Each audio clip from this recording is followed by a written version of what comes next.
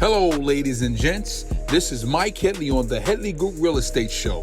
This is a podcast designed for real estate professionals who's thinking about getting a career in real estate or who's already been in the business. We'll learn some great tips and tricks from the professionals and the veterans. Continue to tune in. Okay, hey, ladies and gents, how you all doing? This is Mike Headley on the Headley Group Real Estate Show. Like I've always said that when I said we got a treat for you, hold your seats tight because we got somebody who's well experienced in the real estate space. She's multi-talented. I mean, what the knowledge we about to get here. She is knowledgeable in the REO space. She's a specialist in acquisitions, portfolio, as well as dispositions. She works heavily in the Houston and Dallas markets of Texas. Give a warm welcome to Rochelle Jones. How you doing? Thank you. Glad to be here. Now, one thing about our show, we keep it real.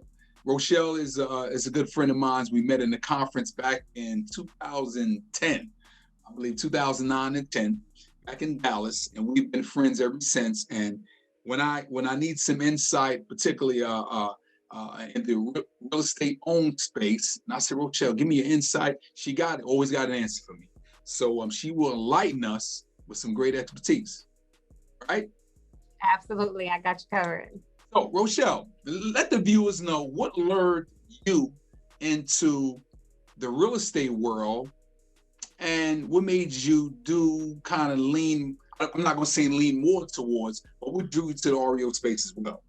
Oh, that's a great question. So prior to real estate, I was a corporate trainer. I traveled virtually every week, 2 to 3 cities and states every week, and in the telecommunications industry. And there was a lot of acquisition disposition in that space. And the company that I worked for was going through a large merger. And I was thankful enough to serve on the integration of those 2 companies. And the one thing that I've learned in corporate America is that I was disposable, and it wasn't, basically my worth, my gain, or my contribution that secured my job. It was the needs of the company, the size of the company, and decisions that were made far beyond mine. So I always had an interest in real estate. And the last acquisition, I was just like, you know what, if I'm going to work this hard and be away from my home every day, I might as well do it for myself. And at the time, this was 2005 that I started taking my classes, and the real estate market was booming. If you had a pulse, you could buy a house. Correct. So, when I got licensed, I came into it swinging, got into the luxury market, doing high-end homes. And then shortly thereafter, boom, the market fell out. If you had told me then that I was going to go from luxury to REO, I would have told you it was a lie. Even if you named Jesus, I would have said, God, you got this one wrong. Exactly. But I also ended up getting pregnant and having my daughter. And I thought that working with financial institutions was going to give me more leverage and flexibility with time. That was not the case, but that was my perception. And so that's when I started to explore REO. I had also did some consulting for some teams because of my training background. And it was just kind of a force that was going to happen. At some point, I just was refusing it at first. So you said, okay, luxury, had you known that, what was that shift like? Was it just sudden, or was it a gradually turn? What was that like? So literally I went from doing like a lot of new home construction, and at the time I lived in Katy, which is a suburb of Houston, and it was the fastest growing suburb in the nation. And so I did a lot of new construction and relocation. My average price point back in 2000 in late 2007 was about $400,000 or $500,000 back then. And then when the market shifted, like I said, I got pregnant. I had my daughter at the end of 2007, and initially I was like, I'm going to stay home and be a mom. And I did that for a couple of months, and then I started thinking, well, maybe I'll do some of these BPOs that I've seen these teams doing. Started doing BPOs, and then the market just day by day was falling out. And this was the good old days of like Countrywide, right? And so I started monitoring the inventory, and it just seemed like foreclosures in Texas never really got hit. as vastly as the other states did. Like at our peak, we were at a 25% default. So we never got the California 50, 60, 70% run. And I also, learned how to do short sales and attempted to do foreclosure prevention. There is no thing. I thought, I was going to do a little bit of REO, and I'll never forget that an agent broker said to me, there is no such thing as a little REO. It's like being pregnant. You can't be a little pregnant. And I was like, no, I've got this. I still want to keep my space with my location and all the other things. I was heavy on leasing as well. And the truth is that the demands and the tasking of REO did not allow me to really focus my energy on other areas of real estate. And so what initially turned out to me spending a 1 year in home with my daughter turned into 6 months with some demands. And I stayed home for 6 months and, did some BPOs during that time. And then did a lot of BPOs, a lot of short sales, and then started going to the conferences and meeting people like yourself, like-minded people that were eager. And I think that that's an advantage over some of the more experienced agents and brokers at that time, because we wanted it. See, before 2006, if you were a REO agent or broker, you kind of were thrown into it. Somebody called you. There was no benefit. There was no niceties to be an REO agent or broker. But when we came in, things changed, and we wanted to be in this space. So we did things better, to be honest. We did them better. As you speak of that, as you get so many agents say, hey, I want to get in the REO space, real estate home space. The question I want to ask you is, when you see a newer broker, a traditional broker, always done traditional all their life, and now they say, okay, this is the new wave, let me be a part of that. What would you say that challenge is to that broker? Because a lot of times they think it's easy, so it was not. What would you say some of them roadblocks that they will potentially be facing? The first one is going to be mindset. Right. I think that anyone that's never been in this space, and us included, right, when we saw the property sale, we were like, man, they're not presenting our offers. Man, they're just getting a bunch of these assets. And we didn't call them assets. We called them listings. Now we call them assets. On the other side, right? Correct. But all we saw was they had a bunch of listings. They had rude teams. How is this possible, right? So for the person that is looking to transition from traditional, or even to expose themselves, because I'd say try it, absolutely. If you think it's something you want to explore, any facet of real estate, you should try it and determine whether or not it's for you. But be fully aware. Like I said earlier, there is no such thing as a little bit of REO. Correct. There is a lot of back end and behind the curtain. We are the voice behind the curtain. The things that you don't see is everything that we had to do before you saw that property hit the market. That's right. You didn't just knock on the door and tell Miss Smith that she got 30 days, 60 days, and have to stay on top of her every single week to make sure that you still look good to your client, and your scorecard is still, in great condition, and your performance is in great condition. Because like I said, with corporate America, I was disposable. Institutional, I'm still disposable. I have better control of my real estate career. Correct. Have some financial ability to carry costs, whether it be repairs. You don't necessarily have to come into this with a team, but once you reach a level of production, you are going to need a team. You're not going to be able to do everything yourself. Correct. And there's still some very experienced REO brokers who do everything themselves, and really and truly, from an efficiency perspective, you should be doing more growth with your time versus invoicing. Correct. Exactly. And I don't want to touch too much on REO, because again, you got so much skill sets. Where do you see the market going considering this whole pandemic, COVID-19? Thoughts on that? Oh, that's a really great question. And that is the $1 million question. I know, right? Because I literally read real estate news and follow different articles, publications, pods, things of that nature. And right now it is Pandora's box, to be honest with you. Okay. I get an email one day that says, the housing market is strong. The next day I get an email and it says forbearance is at an all-time high. Mm. You get an email that says forbearance is performing. And then we want to sprinkle into that the legislative and government interaction that can put, pause, stops, and holds on everything that we do. Right. So for the first time in my career, and I'm not a know-it-all, but I like to know a lot about everything. Exactly. Good point. The best way for me to say it.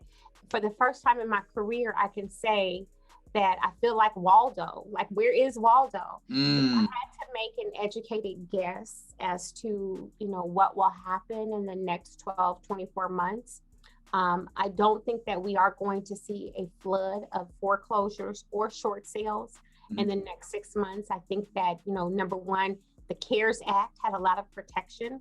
And, with our new change in government, the Biden and Harris, I believe wholeheartedly that Biden is exposed to the Making Affordable plan that President Obama had made in place. Okay. And so while I don't think he'll replicate that, I think that going into this, having some foundational knowledge of where to start, or at least to put a Band-Aid on a situation, because we have this, whole thing called a pandemic going on. And so this is a product of the pandemic, but it's not the pandemic. And so as those things progress, we've got the vaccine, we've got some confidence. I think a lot of it will have to do with Wall Street, what direction Wall Street is going. Is it growing? Is it falling? And so in addition to that, I read an article which was very interesting, because last year the projection, we were like, oh yeah, we're about to, get rich and die trying. All these foreclosures, because we know historically behaviors of forbearance are predictable, and those won't change. Those people in forbearance are, the majority of them are going to have difficulty coming out. That's a fact. That is going to happen. Characteristics don't change, behaviors don't change. What does change is the legislative requirements, incentives, and institutions that come in and say, well, we're going to play by this rule today. We're going to do it this way today. In addition to that, if you look at the last 5-year span of real estate, you'll see that nationwide, there's been equity growth. So we anticipated, okay, well, short sales, people are going to bail out, the banks are going to give incentives for short sales before foreclosures, and that all makes sense. But it won't be short because there's equity in the home. Right. So I think we're a year away from seeing any major movement with short sales, and we're about 18 months away from seeing foreclosures. Well, just to piggyback on that, I had Darren on the show, Darren Johnson in the Michigan, and I alluded to the fact that I think last year was like a deep stab, so this year is a healing. So we have to heal from that deep wound, right? And then maybe the next year, then we can get moving again. Yeah, some constructive surgery. Exactly, right? Yeah, that's a great analogy. Let's transition to Realty. All right. Again, this is a real estate show designed for real estate professionals and people thinking about getting into the business. New agent getting on board with Alta Realty. You check them out and said, okay, I like what you got. A lot of times, I think some agents, they kind of feel themselves like, I'm a license, so everybody wants me. No, this is a two-way street. How can you compliment the brokers as much as we compliment you, right? So you like what the broker has to offer, or whether you did a disc test or whatever, some insight that you have to bring them on board. What does them steps look like to get them going at Alta Realty? So that's, I'm not a heavy recruiter. Okay. I'll tell you this because I do get a lot of agents asking to join my team. And, when I first started Alta 5 years ago, I was with Keller Williams for 10 years prior to that. When I first started, I was, actively recruiting. I had 3 offices in Texas. I had a joint venture in California. So I was actively recruiting, and really and truly, I passed on every piece of knowledge that I have. From marketing, short sales, retail, luxury, relocation, REO. I taught my team everything that I knew how to do. So like anything, and even if you're not great at your real estate career yet, maybe you're a parent, or maybe you have fur babies. There is discipline and reward in everything that we do. And you have to decide which one you want. And one doesn't happen without the other. And I used to tell my daughter that when she got a spanking. Discipline or reward, you choose. Discipline like, reward. you know, I'm having to come in with this belt. It's not because of something that I did. Correct. Right? And so I think as someone that is new or looking to make a change in career, our needs are all different. And so when people say, you know, they ask me, you know, what's your split? And I said, tell me how that correlates with the opportunity. Exactly. What's your split? First of all, your first question to me is that you're not the right team member for me, period. Great point. And then I've had very low turnover, like statistically. That's good. They say that, you know, agents stay with a firm 1 to 2 years. My agents have been with me since day one. So I've had a loss of 3, maybe 4 agents in total. And I think it's because of the opportunity. So you have to, and that opportunity varies from person to person. Correct. Sometimes there is time to go. Sometimes it's time for you to take flight. Correct. Sometimes it's time for you to continue to manifest and build your own, so that you're not leaving to go from nest to nest, but that you're taking a few branches to build your own nest. Correct. Along the way. So your opportunity should really be defined. And when you ask someone what they're looking for in a firm, if you say, you know, commission, leads, it's not, I'm an opportunist. I want to give you the skill set to be successful for the rest of your life, as long as you're willing to do the work. And you know, you touched on so many points there. I've always compared it to, this is a marriage. Like, it's not what the company can do for you, right? But it's like you haven't displayed nothing, because I know what we can do. You haven't showed me anything based off of you telling me of how you can make your business better, and also that reflects on the company. So I'm taking the gamble by bringing you on board, right? So when, like you said, you started with split. Well, how much business are you bringing in? What skill sets you got? Do you mind cold calling? Do you mind door knocking? Like, what are you offering to make me say, okay, the split is this, but it can probably be that, right? So I digress. I just feel a certain way when it comes to that, you know? Yeah, I hear you. People used to ask me that all the time, you know, why'd you stay with Keller Williams for so long with that split? For me, it was because my needs were fulfilled. Needs. When I needed to grow my business, to maintain my business, and to continue, it was there. So I looked at a split, and I use a term with my team, with my child, and I tell them all the time, you know, don't step over a quarter to pick up a dime. You can't. Good. I mean, I'm speechless when it comes to it, because like I said, we share that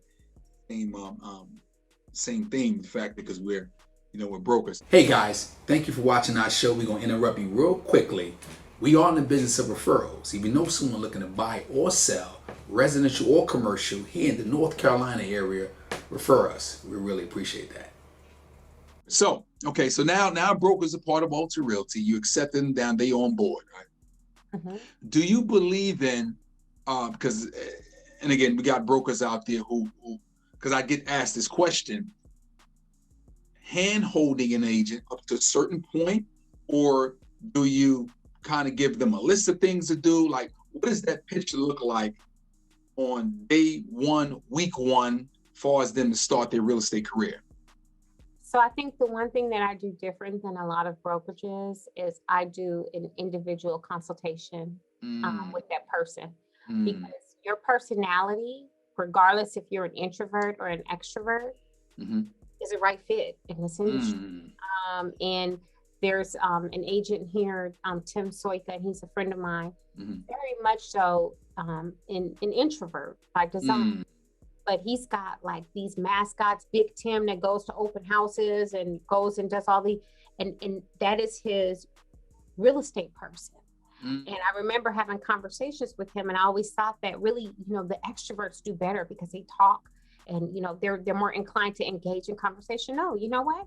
All people and buyers and sellers are either one or the two. You got a 50-50 Correct. So I think that for me, it's the custom consultation that I do with anybody that I'm even considering bringing on, to say, you know, what is it that you enjoy doing? What fuels your flame? If you come to me eager and you got the fire, All I need to know is what continues to ignite you. And it might be maybe your background was in technology. And so instead of telling you to go to builders and start learning their inventory or go and do open houses, that's never going to work for you. That's not your personality. But when I tell you, hey, let's get together, can you get into the old companies that you used to work with?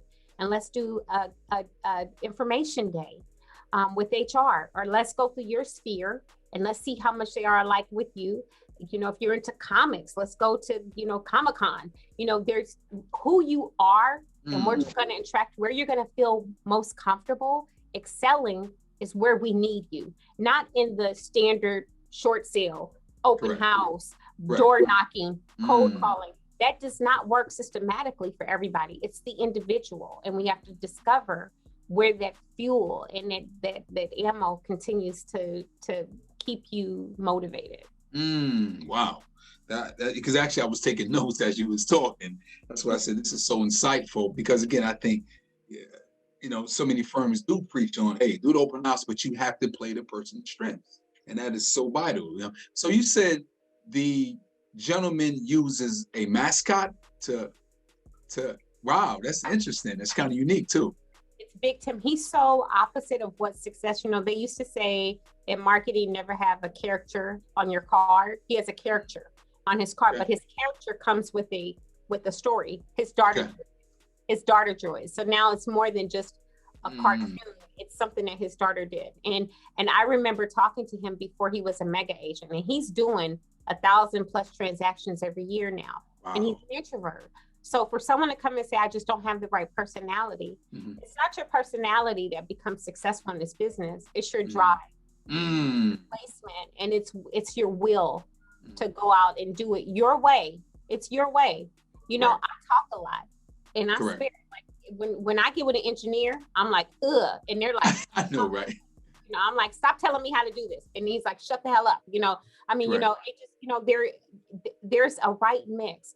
This industry, real estate as a whole, buyers, seller, renters, they're full of people just like us. And I'm not saying you can only cater to the people that are like-minded or personality wise, but if you really want to catapult your career, then you have to be willing to go 100 in the space that you're comfortable in. I could tell you to go walk the mall. You're going to do it once and you're going to wonder what you're doing there, and you're never going to do it again. And while you're there, you're spending the time, but you're not capturing that moment. I could tell someone else, they're going to put on their fly sneakers, they're going to go out there and talk to everybody, and it's going to be a different experience for them. So it's really about honing in on the right environment for you. I love that. I had an agent that came to me, and he's one that left, and I'd love to have him back. And when he left, it was kind of time for him to go. Okay. But he came to me, he had been licensed for 3 years and had never sold a home. He was very much so an introvert. And I said, well, tell me what you did before. And he told me, and, you know, I said, well, what do you do in your free time? Well, where do you spend your time? Correct. Well, if you could have 5 hours a day to do anything in the world that you wanted to do, what would it be? And we built his entire plan around those things. Within 30 days, he had his first house under contract. 30 more days. I used to do, prior to the pandemic, I did an annual cruise for my team and my top agent. And he had never been on a cruise and had never been a top agent. Oh, wow. It just brought him out. And that confidence then said, okay, now I can try something else. Because he was boldly confident with what he was already doing, which was what worked for him. Wow. But, you know, just to touch on that, I've got this thing in my mind where I says confidence yields results. Because I just think and go back to the mindset. People are just so, no matter what's going on in their head, it's you get over that hurdle, oh man, then you can take down the world, right? Absolutely. So I see transition, I see that, and I don't want to over talk, but you are the master broker in the NRBA network. Am I not correct in the state of Texas?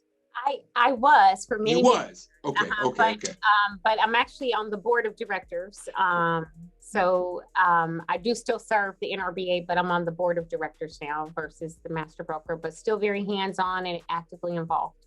The reason why I said I see the plaque in the back. Oh, yeah, yeah. Exactly. You see the plaque in the back. And actually, let's talk to Jade, and we're going to get her on the show. So Okay, so, I mean, you light us with so much great stuff. What I want to do is ask you, okay, luxury specialist, transitional REO space, building your team. If you mind, how many brokers do you have? How many agents do you have? I have 5 in Houston and 5 in Dallas. Five in Dallas. Right? So you don't, kind of go back to my questions a little bit. You don't do the hand holding. You set them up and they flourish. So, right. Pretty much. And I've got top producers. All of them are equally trained, Equally trained. and exposed to everything that I have. Even now, if I read an article, I send it to them and say, hey guys, it's a great read. I can probably name call who actually is going to read it. And it shows results every month in transactions. Correct. And, identifying, whose skill set. And even for your lowest performer, there's these, theories about, the 80-20 rule and how you should focus on, catering to your middle. I think everybody needs a little bit of attention. Correct. But I also think that everybody needs full disclosure. And so I'm very open and transparent. So when I say, hey, listen, you know what? You haven't sold anything. What have you done? Okay, so last month we went over this, that, and the other. What have you done?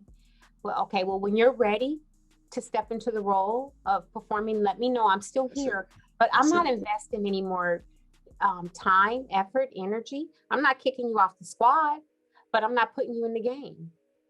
I like that. I got this thing I say to myself, I shouldn't have to chase you to put food in your mouth, right? Like, again, equal thing. Meet me where you are, and I'll help you much as I can. Right? But I can't. That's crazy to me, right? You got your real estate license, so it can look pretty on your wall. You got to put it to use, right? Right.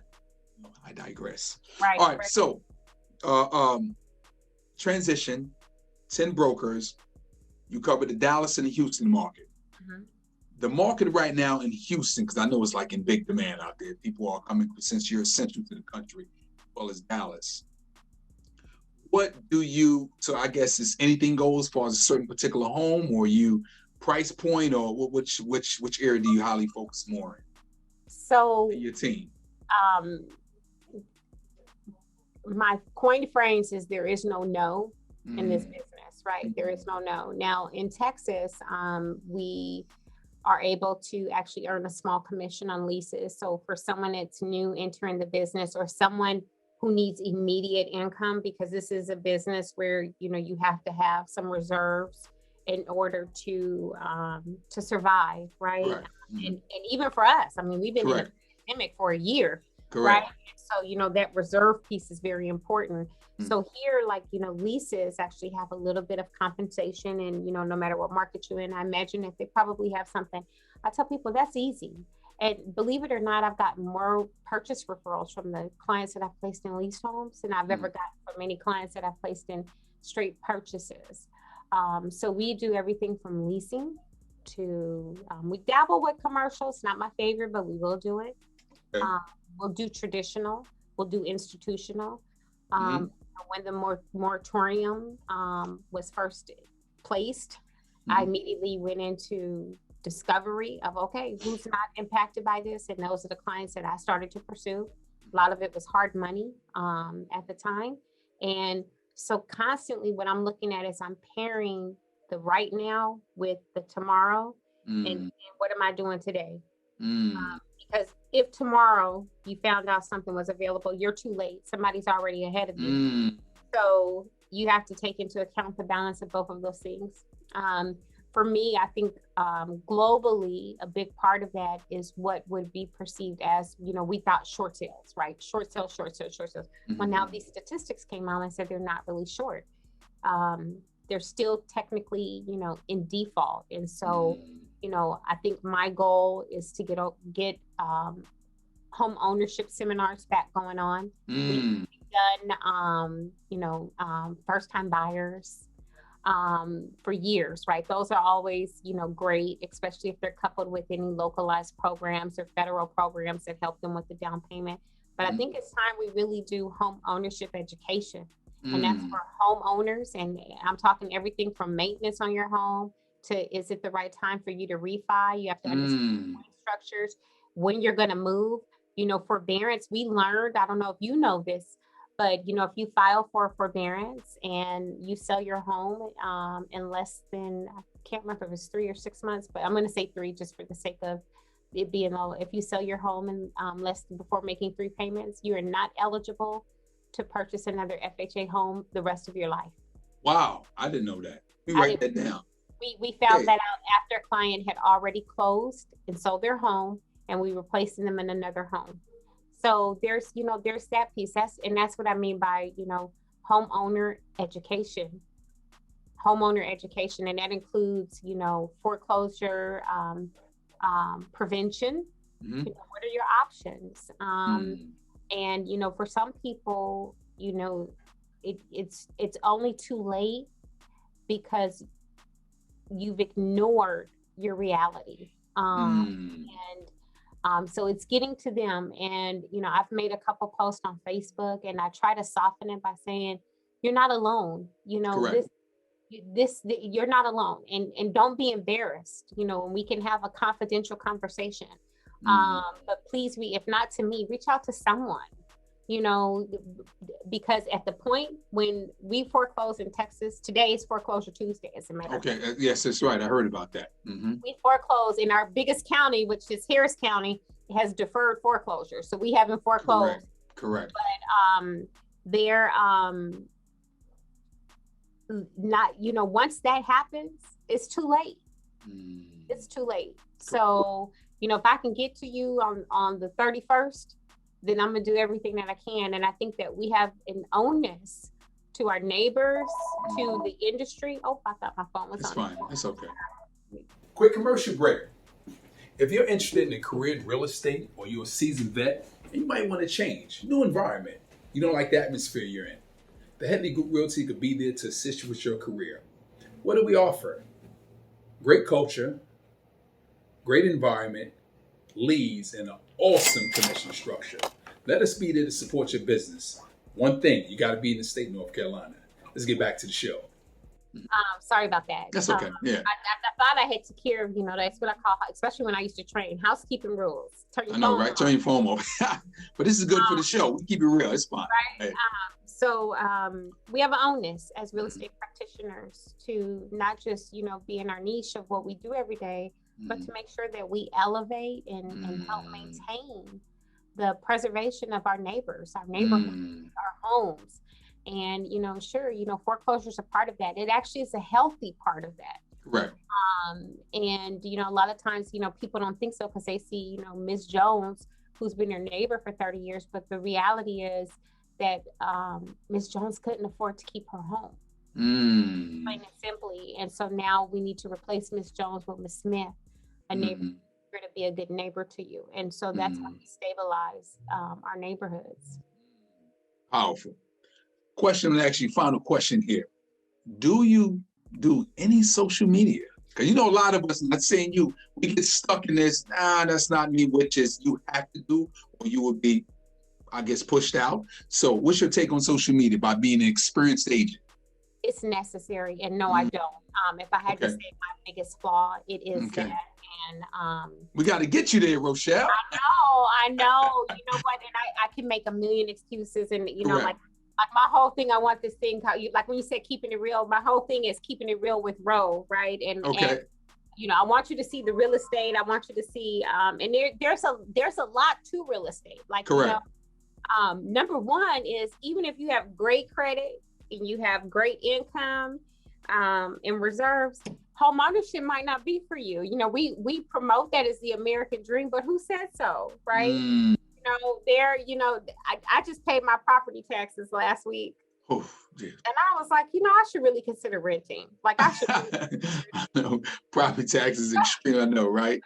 And so, having those things, millennials who don't, want to own right now, if you about your coins, we should still get you something. You should be an investor. You don't have to be a homeowner to be an investor. Correct. So many different things. And I think that getting to the population, I love TikTok. I love the recipes. I love TikTok mama who's out there dancing and doing her thing. Correct. With her one day. And I think social media is what the crap? That's fine. That's a prop like in a movie. I know, right? And that means you in demand. That's a buyer or seller. They want to list the property. I'm gonna take this phone off the hood. I think we call it social media, but we should really call it modern day communication.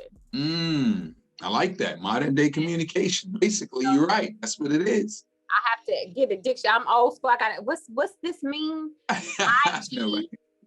What's this mean? You know, correct. I don't know. And then when I try to be cool and hip and try to relate, my daughter is like, no, mom, no. Don't do that. No, don't do that. No. Correct. I gotta know that part. So, Rochelle, is there a question that you wish I should have asked you? You want to go for it? A question you wish I would have asked you? You got it going on. That's a great question. Let me see.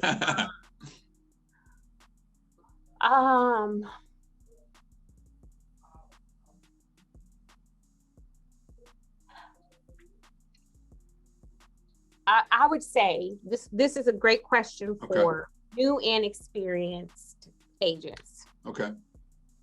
How do I survive the current pandemic? Because whether you're like us, where we're on the institutional side, even on the retail side, the retail inventory is down nationwide by 40%. Correct. So even your traditional, where all the numbers look good, and you've got all these statistics from NAR saying y'all sustained, home ownership is strong. That's fluff, right? You're competing for listings. You're hustling for your buyer's contracts to get accepted because inventory is low. So how do you survive this? And my answer to that is be relentless. Right? Be relentless. Like when we started, I said, when you and I started in this REO, we came in doing things better. You know what? There's somebody right behind us that's willing to do what we do better. Correct. Exactly. There's always somebody. I look for them, and I look for what they're doing. Like social media is a big piece, right? It's a huge piece of it, and I'm failing miserably at that. And then I'm also looking at, the relationship side of things. But I do run every week. I look at my MLS. I look at institutional foreclosures, new properties that have entered the market. I look at new construction. What builders are using agents? Why are they using? Because they were chosen for a reason. And if you want to be part of the squad, in a clique, grouped up, be with the chosen. Because unchosen, y'all just talking about what happened yesterday. I need to be tomorrow's crew. And I think just as we, I won't say get older, but we mature. Correct. From a career perspective and age. Correct. That we get complacent and we get comfortable. Exactly. There's somebody in a class right now. That's right. Already knows how they gonna take this thing down. They are motivated. And so those are the people that I want to see, follow, and emulate. I want to learn what they're reading that I'm not. I want to see what they see that I don't. Often people will say, I'm gonna have to go get a real job, right? I'm gonna have to go get a real job. There is nothing more real than the job that we do. Correct. It's so real that we come to work. I come to this office every single day. Pandemic, non-pandemic, I'm here every day. And there's nothing more real than going to work and not getting a paycheck. That's real. That's real. With no guarantees. No guarantees. No guarantee. To the closing table, you could be sitting there, and until they say funded, you've done everything right. Put in extra hours, OT on the clock, and until they funded. I tell the agents at the office, listen, don't count that check until it's in your bank account. I don't care if it's cleared. Exactly. Don't count that money. Rochelle, we always ask every guest to give 2 golden nuggets. You mentioned reading a second ago, whether it be a book, scripture, or quote, anything. Give us 2 golden nuggets for the audience. 2 golden nuggets is one is you're only as good as I don't know what's going on. It's a listing. My phone is off the. You know what? As God saying, come get this listing. You're only as good as you are willing to be. And books, a couple that I've read recently. Can I cuss? One of them have a bad word. As we keep it real, that's where you can cuss. You want to? So, my favorite book that I just read is How to Make Shit Happen. And it's an easy read, a day or two, but you want to talk about nuggets, you will get full, and it's cheap on Amazon. Like, I ordered it by accident, to be honest with you. Okay, I'm ready. And let me see if it's on my shelf. I think I may have loaned it out. But it's by, I believe it's Sean Whalen is the author, I believe. Okay. And it's a 2-day read. But he jumped in there, and it's not a real estate book, by the way. It's mindset, professional development. Yes, absolutely. And it gets to your core for sure. And I probably need to pick it up again and read it again just as we get into this new year, because we all celebrated December 31st, January 1st. We were so glad to get rid of 2020, and 2021 ain't shown a slight bit of change. So now it's time to shake it up and make shit happen. Okay, that's it. Let me tell you something. Rochelle Jones with Alta Realty, the REO acquisition portfolio disposition specialist in that Houston, Dallas area. We will support her, and we will have all your great information. But thanks a lot for tuning in for the Headley Group Real Estate Show. We'll see you next time. Thanks, Mike. Take care.